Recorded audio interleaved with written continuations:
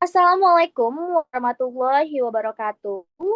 Selamat pagi yang terhormat kepada dosen pembimbing, ketua penguji, dan korprodi S1 Pendidikan Administrasi Perkantoran. Perkenalkan, nama saya Nadia Rahmadina dari Pendidikan Administrasi Perkantoran tahun 2022. Di sini saya akan mempresentasikan hasil laporan praktik di lapangan saya pada PT Ramayuda 3 Brand Motors, Departemen After Sales Strategy and then Special Project. Next. Sebelum kita masuk ke presentasinya, saya akan memberitahu dulu latar belakang dari kegiatan intern ini. Jadi di sini setiap mahasiswa di Fakultas Ekonomi dan Bisnis Universitas Jakarta, khususnya ya Universitas Pendidikan Administrasi Perkantoran, itu diwajibkan untuk mengikuti praktik kerja lapangan atau PKL. Dan biasanya PKL ini dilaksanakan pada semester 6 dengan periode minimal 5 bulan. Nah, tujuan utama dari program ini adalah agar mahasiswa mengembangkan soft skill dan juga hard skill mereka dalam dunia kerja. Lalu di sini juga memberikan pengalaman langsung dan kesempatan belajar. Nah, oleh karena itu, di sini praktikan telah melaksanakan PKL di PT Kramayuda 3 Briliant Motors, tepatnya di Departemen After Sales Strategy and then Special Project.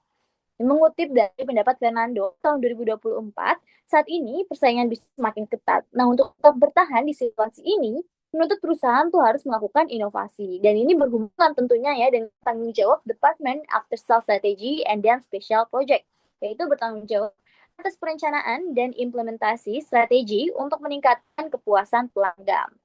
Nah, hal ini mendorong ketertarikan praktikan untuk melaksanakan PKL di PT KTB karena bisnis perusahaan yang berfokus untuk memberikan layanan prima, inovasi bisnis, dan juga pengembangan keterampilan manajemen serta komunikasi.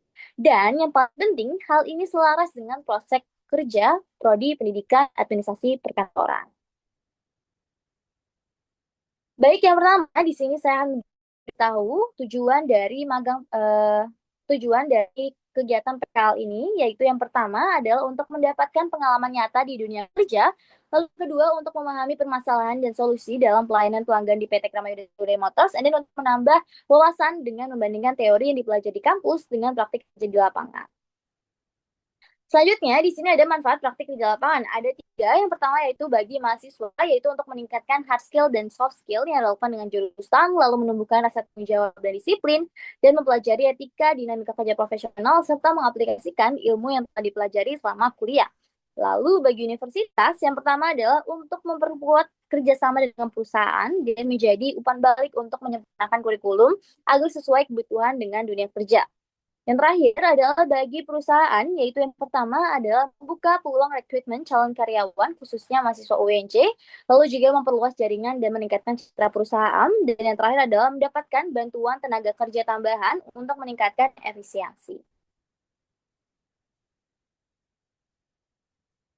Praktikan melakukan kegiatan praktik kerja lapangan di PT Kramayuda 3 Briliant Motors yang beralamat di Jalan Jenderal Ahmad Yani, Pulau Mas, dengan telepon dan email tertera di layar.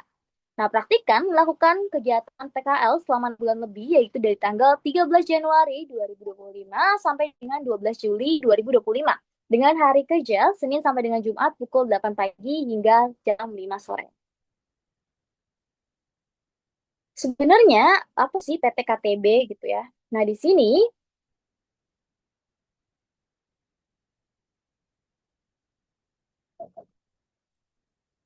oke, selanjutnya di sini akan ada profil perusahaan dari PT Kramayuda 3 Briliant Motors. Nah, PT Kramayuda 3 Briliant Motors atau KTB merupakan distributor resmi kendaraan niaga Mitsubishi Fuso di Indonesia sejak tahun 1970.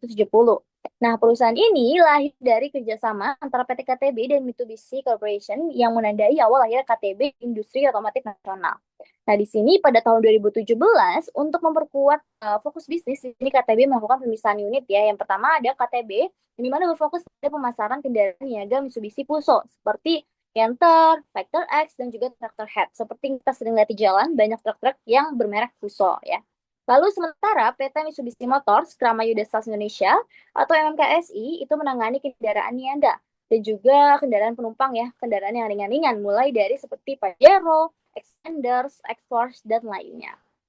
Nah, di sini juga udah tertera visi misi dari perusahaan KTB, yaitu visinya sebagai perusahaan terdepan menyediakan solusi mobilitas terbaik, dan misinya itu pertama memajukan bisnis dengan solusi dan inovasi berkelanjutan, lalu kedua tunggu bersama pelanggan dan masyarakat Indonesia menuju hidup yang lebih baik.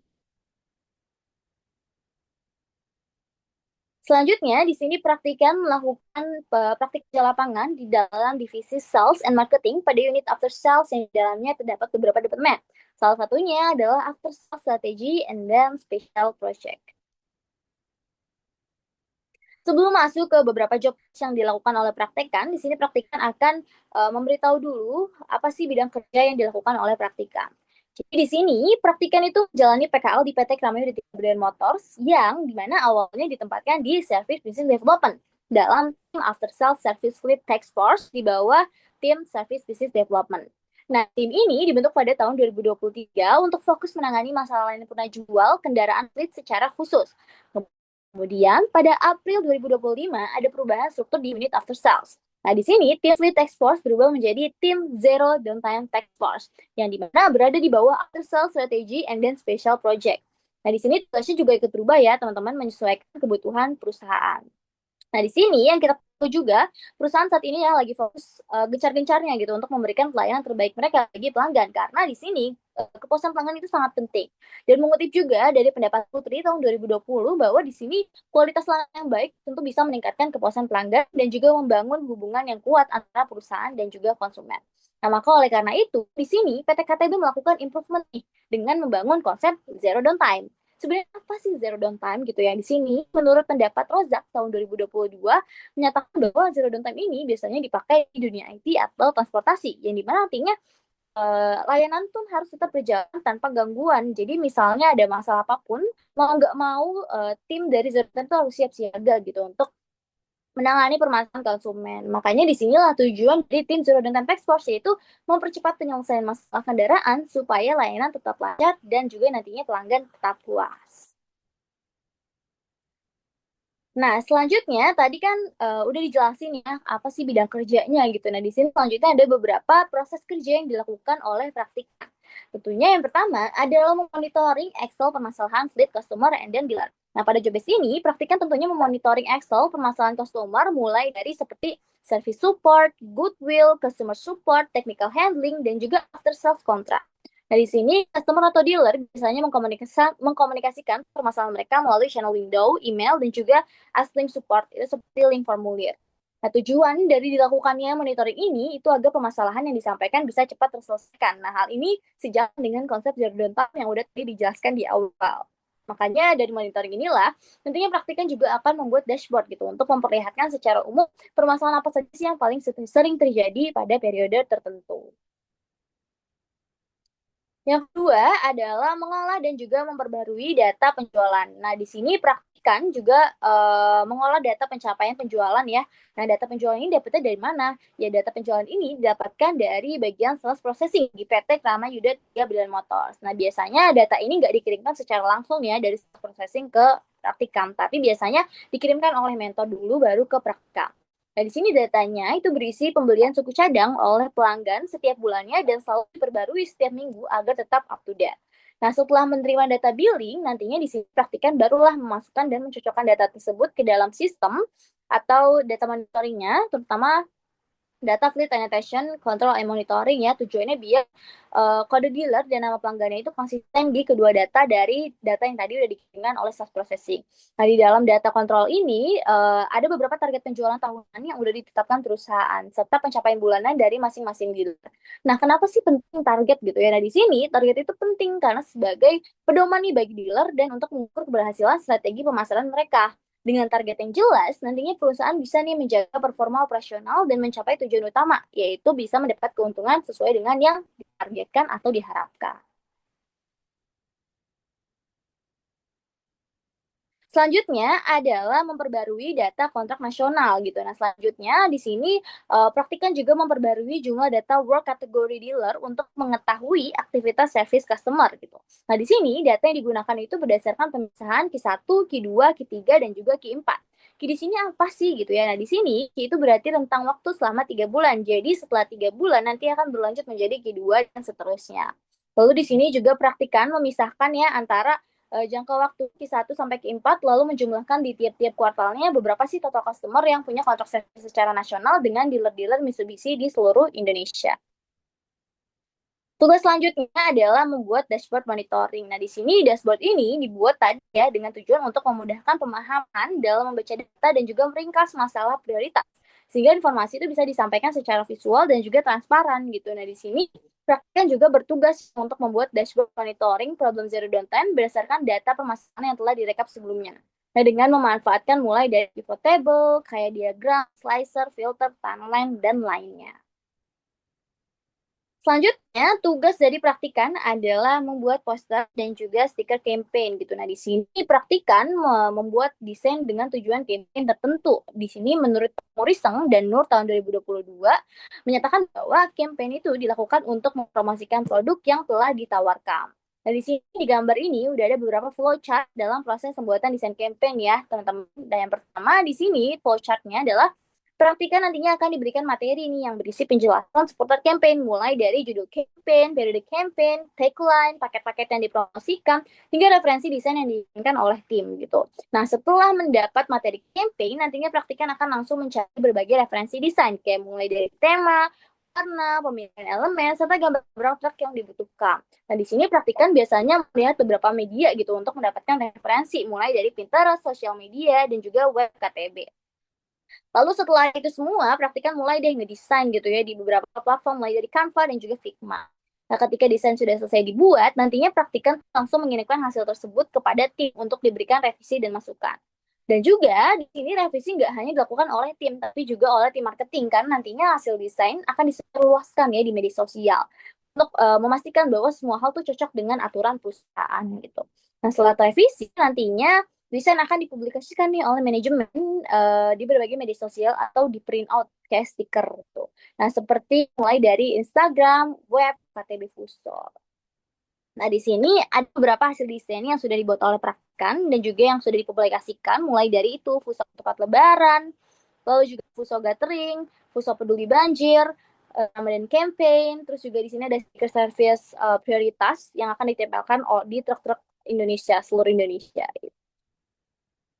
Tugas selanjutnya adalah melengkapi dan mengirim draft adendum nasional kontrak. Nah, sebenarnya apa sih draft nasional kontrak gitu? Yang pertama, di sini draft nasional kontrak itu adalah dokumen hukum yang di dalamnya berisi konsep kesepakatan antara beberapa pihak dalam lingkup nasional gitu. Di sini praktikan turut berperan ya dalam proses pembuatan draft kontrak nasional dengan bantu melengkapi bagian-bagian yang masih kosong gitu.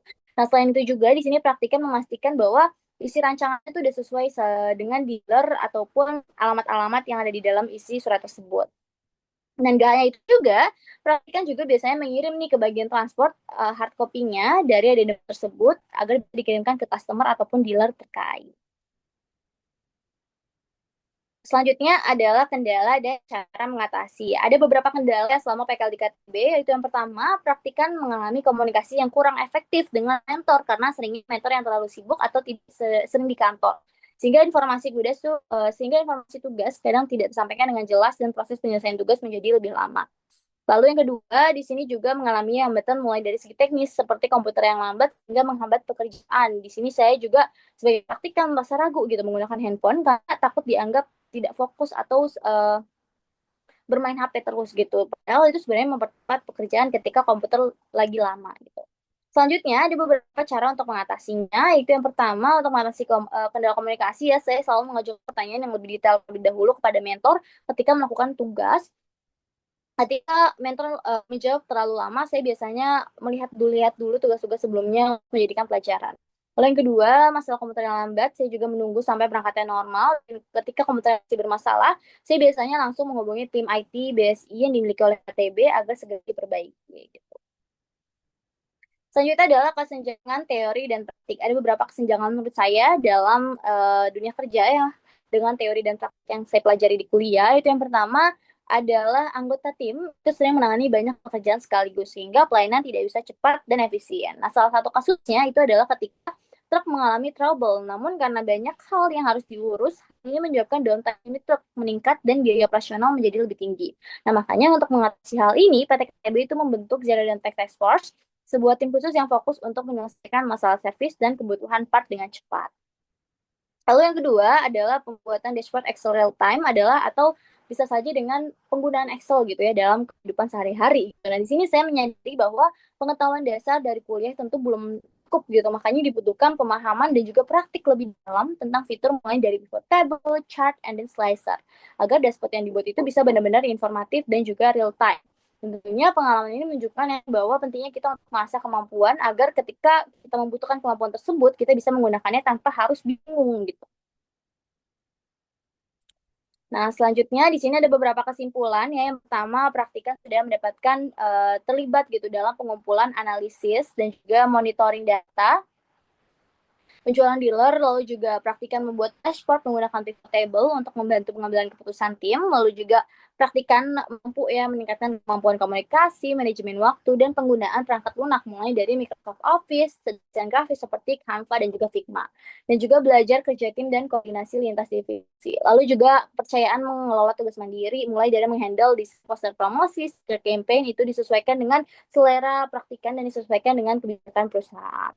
Lo juga di sini praktikan mulai memahami alur kerja dan SOP dan juga dari tim-tim di perusahaan tersebut dan juga praktikan bisa menerapkan ilmu administrasi dan juga analisis data secara langsung di dunia kerja.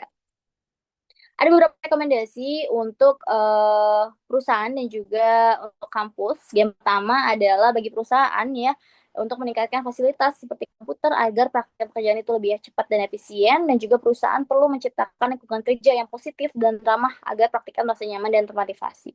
Dan juga variasi menu makan siang agar lebih divariatifkan.